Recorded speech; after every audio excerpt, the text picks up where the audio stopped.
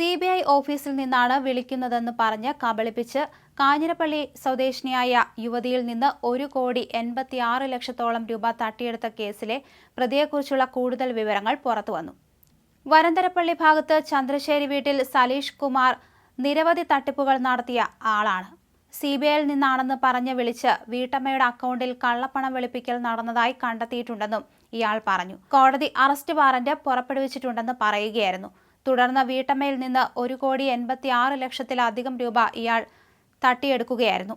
പരാതിയെ തുടർന്ന് പിന്നീട് കാഞ്ഞിരപ്പള്ളി പോലീസ് കേസ് രജിസ്റ്റർ ചെയ്ത് അങ്ങനെയാണ് പ്രതിയിലേക്ക് എത്തിയത്. തുടർന്ന് കേസിന്റെ തുടരന്വേഷണം ജില്ലാ ക്രൈംബ്രാഞ്ചിനെ ഏൽപ്പിച്ചു. ക്രൈംബ്രാഞ്ച് ഡിവൈഎസ്പി സി സാജു വർഗീസിന്റെ നേതൃത്വത്തിൽ നടത്തിയ അന്വേഷണത്തിൽ വീട്ടമ്മയുടെ നഷ്ടപ്പെട്ട പണം ഇയാൾ വിവിധ അക്കൗണ്ടുകളിലേക്ക് ട്രാൻസ്ഫർ ചെയ്തതായി കണ്ടെത്തി.